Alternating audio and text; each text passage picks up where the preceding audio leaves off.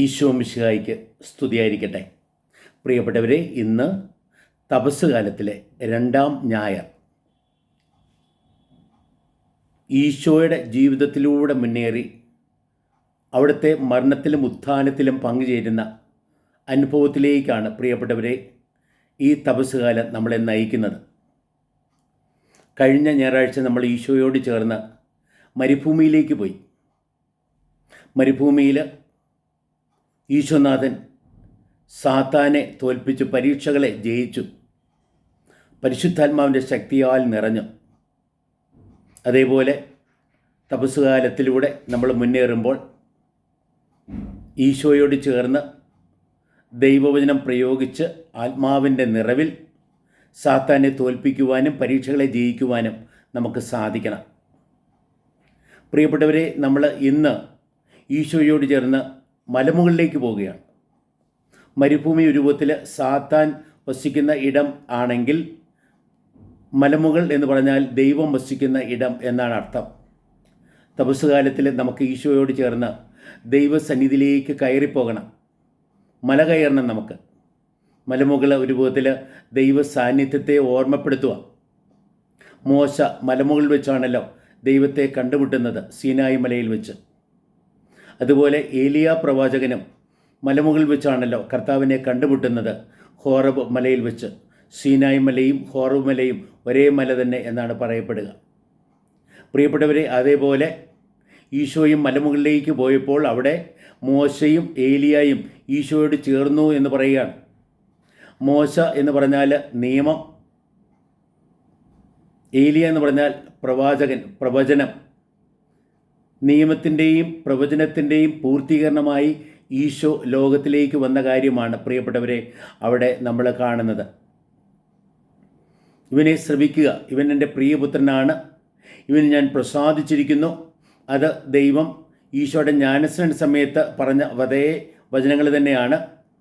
അതിൻ്റെ കൂടെ ഈ താബോർ മലയിൽ വെച്ച് ദൈവം വീണ്ടും സംസാരിക്കുമ്പോൾ, വീണ്ടും ഈശോയെ വെളിപ്പെടുത്തുമ്പോൾ, ഇവൻ എൻ്റെ പ്രിയ മകൻ, ഇവനിൽ ഞാൻ പ്രസാദിച്ചിരിക്കുന്നു, ഇവനെ ശ്രവിക്കുവിൻ എന്ന് പറയുകയാണ്. ഒരു വിധത്തിൽ പഴയ നിയമത്തിൻ്റെ പൂർത്തീകരണമായി ഈശോ വന്നു. അതുകൊണ്ടുകൂടിയാണ് ശ്രവിക്കേണ്ടത്. പ്രിയപ്പെട്ടവരെ, ദൈവവചനം ശ്രവിച്ച് അല്ലേ, പഴയ നിയമം സാധാരണയായിട്ട് നമ്മൾ നിയമവും പ്രവാചകന്മാരും എന്ന് പറഞ്ഞാൽ പഴയ നിയമമാണ്, ഈശോ എന്ന് പറഞ്ഞാൽ പുതിയ നിയമവും. ആ രീതിയിൽ ബൈബിളിലൂടെ വെളിപ്പെടുന്ന ആ ദൈവത്തെ ശ്രവിച്ചുകൊണ്ട് പ്രിയപ്പെട്ടവരെ നമ്മുടെ ജീവിതത്തെക്കുറിച്ചുള്ള ദൈവത്തിൻ്റെ പദ്ധതി ഗ്രഹിക്കുവാനും, നമ്മളെക്കുറിച്ചുള്ള ദൈവത്തിൻ്റെ ഇഷ്ടം അറിയുവാനും, ദൈവത്തിൻ്റെ വാഗ്ദാനം ശ്രവിച്ചുകൊണ്ട് ദൈവത്തിൽ പൂർണ്ണമായ പ്രത്യാശ അർപ്പിക്കുവാനും നമുക്ക് സാധിക്കണം. വചനത്തിൻ്റെ വെളിച്ചത്തിൽ നമ്മുടെ ജീവിതത്തെ നമ്മൾ രൂപപ്പെടുത്തുമ്പോഴാണ് രൂപാന്തരീകരണ അനുഭവത്തിലേക്ക് പ്രിയപ്പെട്ടവരെ നമ്മൾ കടന്നു വരിക. ഈശോയുടെ രൂപാന്തരീകരണ അനുഭവമാണ് ഇന്നത്തെ സുവിശേഷത്തിൽ നമ്മൾ പ്രത്യേകമായിട്ട് വായിച്ച് കേൾക്കുക.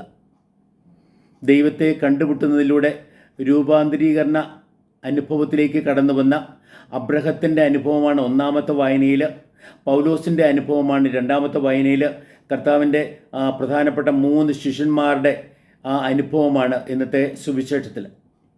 രൂപത്തിൽ ഈശോയുടെ രൂപാന്തരീകരണം അവർ കണ്ടു. ആ ഈശോയെപ്പോലെ അവർക്കും രൂപാന്തരീകരണം വരണം എന്നുള്ള വാഗ്ദാനം കൂടെ അതിലൂടെ വരുന്നുണ്ട്. ഒരു വിധത്തിൽ പ്രിയപ്പെട്ടവരെ, ഈശോയുടെ മാനുഷികതയാണ് കഴിഞ്ഞ ആഴ്ച പരീക്ഷകളിൽ ജയിച്ച ഈശോയിൽ വെളിപ്പെട്ടത് എങ്കിൽ ഇന്ന് ഈശോയുടെ ദൈവികതയാണ് പ്രത്യേകമായിട്ട് വെളിപ്പെടുക.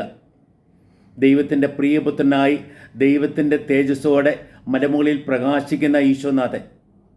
പ്രിയപ്പെട്ടവരെ, അത് കഴിഞ്ഞിട്ട് കർത്താവ് അതിന് മുമ്പും ശേഷവും തൻ്റെ പീഡാനുഭവത്തെക്കുറിച്ചാണ് പറയുക.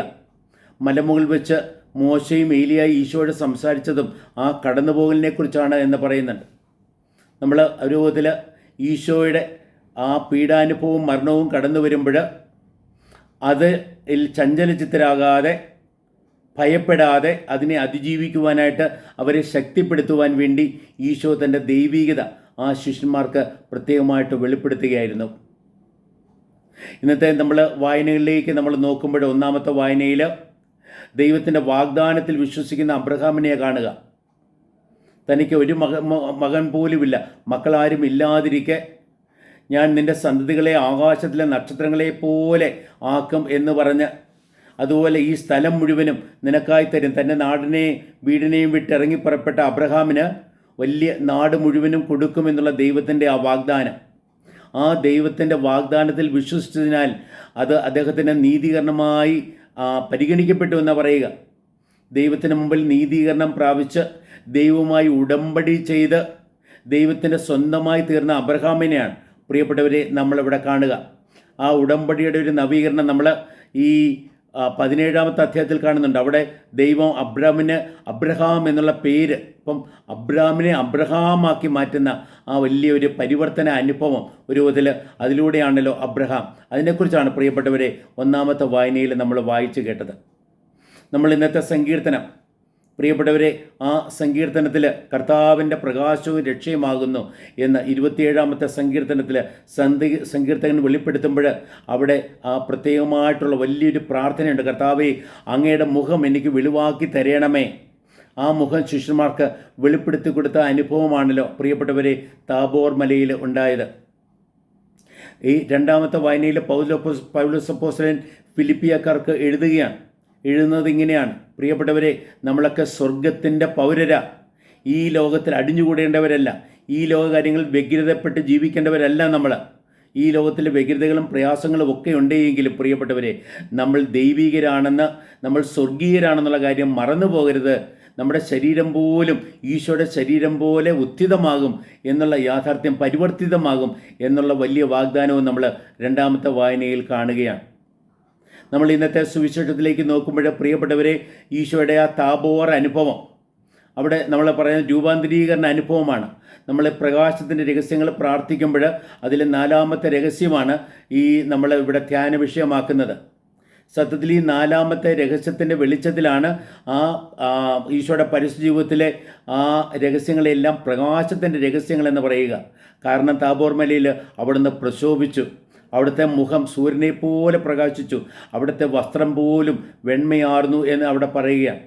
ഈശോയിലെ ആ ദൈവികമായ മഹത്വം വെളിപ്പെട്ടു എന്നുള്ളതാണ് പ്രിയപ്പെട്ടവരെ. അപ്പോൾ നമ്മൾ ഓർക്കേണ്ട ഒരു കാര്യം, നമ്മളെ കർത്താവ് ക്ഷണിക്കുക, നമ്മളെ കൂട്ടിക്കൊണ്ടു പോകുക, മലമുകളിലേക്ക് കൂട്ടിക്കൊണ്ടു പോകുക, ദൈവസന്നിധിയിലേക്ക് കൂട്ടിക്കൊണ്ടു പോകുക. നമ്മൾ ദേവാലയത്തിലേക്ക് കടന്നു വരുമ്പോൾ ദൈവസന്നിധിയിലേക്ക് ദൈവം കൂട്ടിക്കൊണ്ടുവരുന്ന ഒരു അനുഭവമാണ്. നമുക്കങ്ങനെ ദൈവത്തിൻ്റെ കൂടെ ആകാനായിട്ട് സാധിക്കണം. എന്നിട്ടോ നമുക്ക് അവിടുത്തെ തിരുമുഖം ദർശിക്കണം. നമ്മുടെ കണ്ണ് തുറന്ന് നമുക്ക് എങ്ങും എവിടെയും ഈ ദൈവത്തെയും ദൈവമഹത്വത്തെയും ദർശിക്കുവാനായിട്ട് സാധിക്കണം. എന്നിട്ടോ നമുക്ക് ദൈവത്തിൻ്റെ സ്വരം കേൾക്കണം. ഇവൻ എൻ്റെ പ്രിയ മകൻ, ഇവനിൽ ഞാൻ പ്രസാദിച്ചിരിക്കുന്നു എന്ന് നമ്മളോട് ഈശോയോട് പറയപ്പെട്ടതുപോലെ നമ്മളോടും പറയപ്പെടുന്നത് കേൾക്കുവാനും പ്രിയപ്പെട്ടവരെ, ഈശോയുടെ വചനം ശ്രവിച്ചുകൊണ്ട്, ഈശോയെ മാത്രമല്ല മറ്റുള്ളവരെയും ശ്രവിച്ചുകൊണ്ട് പ്രിയപ്പെട്ടവരെ, നമുക്ക് ആ വചനത്തിൻ്റെ വെളിച്ചത്തിൽ ജീവിതത്തെ ക്രമീകരിച്ച് നമുക്ക് ജീവിതത്തിൽ മുന്നേറാനും സാധിക്കണം. കർത്താവിൻ്റെ വചനത്തിന് നമ്മുടെ ഹൃദയത്തിലും നമ്മുടെ മനസ്സിലും ജീവിതത്തിൽ ഇടം കൊടുക്കണം. ആ വചനം നമ്മുടെ ജീവിതത്തെ പരിവർത്തനപ്പെടുത്തണം. അങ്ങനെ വചനത്തിലൂടെ പരിവർത്തനപ്പെടുന്ന ഒരു അനുഭവത്തിലേക്ക് കടന്നു വരുവാൻ നമുക്കൊക്കെ സാധിക്കണം. അങ്ങനെ പ്രിയപ്പെട്ടവരെ, വലിയൊരു പ്രാർത്ഥനയുടെ അനുഭവമാണ്. ഈശോ പ്രാർത്ഥിച്ചുകൊണ്ടിരിക്കുമ്പോഴാണ് ആ രൂപാന്തരീകരണം ഉണ്ടാകുന്നത്. നമ്മുടെ പ്രാർത്ഥനയുടെ വലിയ ശക്തിയെക്കുറിച്ച് അവിടെ ബോധപ്പെടുക. അപ്പോൾ ഇവിടെ പ്രാർത്ഥന എന്താണ് എന്ന് പ്രിയപ്പെട്ടവരെ ഈ താബോർ അനുഭവം നമ്മളെ ഓർമ്മപ്പെടുത്തുക. കർത്താവിൻ്റെ തിരുസന്നിധിയിലേക്ക് കടന്നു വരുന്നത്, കർത്താവിനോട് കൂടെ ആയിരിക്കുന്നത് പ്രിയപ്പെട്ടവരെ, അതോടൊപ്പം തന്നെ നമ്മൾ കർത്താവിൻ്റെ തിരുമുഖം ദർശിക്കുന്നത്, കർത്താവിൻ്റെ സ്വരം കേൾക്കുന്നത്, അതെല്ലാമാണ് പ്രിയപ്പെട്ടവരെ കർത്താവിൻ്റെ മഹത്വത്താൽ നിറയപ്പെടുന്നത്. അതാണ് പ്രാർത്ഥന നമുക്ക് പറയാം. എന്നാൽ പ്രിയപ്പെട്ടവരെ, നമ്മൾ താബോർ അനുഭവത്തിൽ വേറെ കാര്യം പ്രധാനമായിട്ട് കാണുന്ന ഒരു കാര്യം ഈ കൂട്ടായ്മയുടെ കാര്യമാണ്. താബോർ മലമുകളിലെ 3 കൂട്ടായ്മകളാണ് നമ്മൾ കാണുന്നത്. 1 ദൈവികമായ കൂട്ടായ്മ, 2 വചനത്തിൻ്റെ കൂട്ടായ്മ, 3 സഭയുടെ കൂട്ടായ്മ. നമ്മൾ താബോർ മലമുകളിൽ പിതാവിൻ്റെ സ്വരം, അതുപോലെ പുത്രനെ നമ്മളവിടെ കാണുക, പരിശുദ്ധാത്മാവാണ് ആ മേഘമായി ഇറങ്ങി വരുന്നത് പ്രിയപ്പെട്ടവരെ. ആ രീതിയിൽ ആ പരിശുദ്ധ ത്രിത്വത്തിലെ കൂട്ടായ്മ നമ്മൾ അനുഭവിക്കുക. ഈ തപസ് കാലത്തിലെ അനുഷ്ഠാനങ്ങളിലൂടെ നമുക്ക് പ്രിയപ്പെട്ടവരെ നമുക്ക് ആ ഈശോയുടെ മഹത്വത്തിൽ പങ്കുചേരുവാനായിട്ട് സാധിക്കണം. ദൈവികമായ കൂട്ടായ്മയിൽ പങ്കുചേർന്ന് പിതാവിനാൽ സ്നേഹിക്കപ്പെട്ട് പുത്രനോട് ചേർന്ന് സ്നേഹത്തിലൂടെ ജീവിച്ച് പരിശുദ്ധാത്മാവാൽ സ്നേഹത്താൽ നിറഞ്ഞ് നമുക്ക് ജീവിക്കാൻ, ദൈവികരായി ജീവിക്കുവാൻ നമുക്ക് സാധിക്കണം. അതിനുള്ള വലിയ അവസരമാണ് പ്രിയപ്പെട്ടവരെ നമുക്ക് ഈ തപസ് കാലം. അതേപോലെ തന്നെ പ്രിയപ്പെട്ടവരെ, നമ്മൾ രണ്ടാമത്തെ കൂട്ടായ്മ വചനത്തിൻ്റെ കൂട്ടായ്മയാണ്. ഞാൻ അതിനെക്കുറിച്ച് നേരത്തെ സൂചിപ്പിച്ചു. മോശയും ഏലിയായും ഈശോയും ചേരുമ്പോൾ വചനമായി. പഴയ നിയമത്തിൽ നിയമവും പ്രവാചകന്മാരും, പുതിയ നിയമത്തിലോ ഈശോ. ആ രീതിയിൽ നമ്മൾ വാഗ്ദാനങ്ങളുടെ പൂർത്തീകരണമായി, നിയമത്തിൻ്റെ പൂർത്തീകരണമായി കടന്നു വന്ന ഈശോ സുവിശേഷമാണ്. ആ സുവിശേഷത്തെ നമ്മുടെ ജീവിതത്തിലേക്ക് ഉൾക്കൊണ്ടുകൊണ്ട് അവനെ ശ്രവിക്കുമെന്നുള്ള പിതാവിൻ്റെ വചനം ശ്രവിച്ചുകൊണ്ട് പ്രിയപ്പെട്ടവരെ, വചനത്തിൻ്റെ കൂട്ടായ്മയിൽ ജീവിക്കാൻ നമുക്ക് സാധിക്കണം. ദൈവവചനം പഠിക്കാനും ഗ്രഹിക്കാനും ശ്രവിക്കുവാനും അത് നിറവേറ്റുവാനുമുള്ള പ്രധാനപ്പെട്ട പ്രത്യേകമായി നിശ്ചയിക്കപ്പെട്ട കാലമാണ് ഈ തപസ്സുകാലം എന്നുള്ളത്. അതേപോലെ തന്നെ മൂന്നാമത്തെ കൂട്ടായ്മ സഭയുടെ കൂട്ടായ്മയാണ്. അവിടെ നമ്മൾ കാണുന്നത് പത്രോസ്, യാക്കോബ്, യോഹന്നാൻ, ഈ സഭയുടെ നെടുന്തൂണുകൾ എന്നറിയപ്പെടുന്ന 3 പേരാണ്. പ്രിയപ്പെട്ടവരെ, അവരുടെ കൂട്ടായ്മയിലാണ്. അവരാണ് കർത്താവിൻ്റെ ആ മഹത്വം ദർശിക്കുന്നത്. അവരാണ് കർത്താവിനോട് ചേർന്ന് പ്രാർത്ഥിക്കുന്നത്. അവരാണ് കർത്താവിനോട് ചേർന്ന് ആ സ്വർഗീയമായ കൂട്ടായ്മ അനുഭവിക്കുന്നത്. അവരാണ് ആ വചനത്തിൻ്റെ പൂർത്തീകരണം ഈശോയിൽ ദർശിക്കുന്നത്. പ്രിയപ്പെട്ടവരെ, നമുക്കും ഈ തപസ്സുകാലത്തിലൂടെ മുന്നേറുമ്പോൾ സഭയാകുന്ന കൂട്ടായ്മയിൽ ഒന്നുചേരുവാൻ നമുക്ക് സാധിക്കണം. മറ്റുള്ളവരുമായിട്ട് നമ്മുടെ ബന്ധങ്ങളെല്ലാം ക്രമീകരിച്ചുകൊണ്ട് സ്നേഹത്താൽ പൂരിതരായി, പ്രിയപ്പെട്ടവരെ, ഒരേ മനസ്സും ഒരേ ഹൃദയമുള്ളവരായി പരസ്പരം പങ്കുവെച്ച്, പരസ്പരം അംഗീകരിച്ച്, ആദരിച്ച്, സ്നേഹിച്ച്, ശുശ്രൂഷിച്ച് പ്രിയപ്പെട്ടവരെ മുന്നേറാനായിട്ട് നമുക്ക് സാധിക്കണം ഈ തപസ്സുകാലത്തിലൂടെ. ഏവർക്കും ഞാൻ നല്ല തപസ്സുകാലം പ്രത്യേകമായിട്ട് ആശംസിക്കുകയാണ്. തപസ്സുകാലത്തിലൂടെ പ്രിയപ്പെട്ടവരെ നമുക്ക് മുന്നേറാം. ഈശോയിലെ ദൈവികതയെ ദർശിച്ച് നമുക്ക് അവിടുത്തെ മഹത്വത്തിലേക്ക് മുന്നേറാം. ഈശോയിലെ മാനുഷികതയെ കണ്ട് അവിടുന്ന് നമ്മുടെ കൂടെയുണ്ട് എന്നും അവിടുത്തോട് ചേർന്ന് പരീക്ഷകളെ അതിജീവിക്കാനാവുമെന്നും നമുക്ക് ബോധപ്പെടാം. അതേപോലെ ഈ തപസ്സുകാലത്തിലൂടെ മുന്നേറുമ്പോൾ അബ്രഹത്തെ പോലെ ദൈവത്തിൻ്റെ വാഗ്ദാനങ്ങളിൽ നമുക്ക് വിശ്വസിച്ച് പ്രിയപ്പെട്ടവരെ ദൈവത്താൽ നീതീകരിക്കപ്പെടാം. നമുക്ക് പൗലോസ് അപ്പോസ്തലൻ്റെ ആഹ്വാനം ശ്രമിച്ചുകൊണ്ട് നമ്മൾ സ്വർഗീയ പൗരരാണ് എന്ന് ബോധപ്പെട്ടുകൊണ്ട് നമ്മുടെ നവീകരണത്തിൽ നമുക്ക് മുന്നേറാം. അതേപോലെ നമുക്ക് പ്രിയപ്പെട്ടവരെ ഈ സുവിശേഷത്തിൽ വെളിപ്പെടുന്ന ആ ഈശോയോട് ചേർന്ന് നമുക്കായിരിക്കാൻ നമുക്ക് ശ്രദ്ധിക്കാം. ഈശോയുടെ ആ വചനം ശ്രവിച്ച്, അവിടുത്തെ സാന്നിധ്യം അനുഭവിച്ച്, അവിടുത്തെ കൂട്ടായ്മ അനുഭവിച്ച് പ്രിയപ്പെട്ടവരെ അവിടുത്തെ മഹത്വത്തിലേക്ക് നമുക്ക് മുന്നേറാം.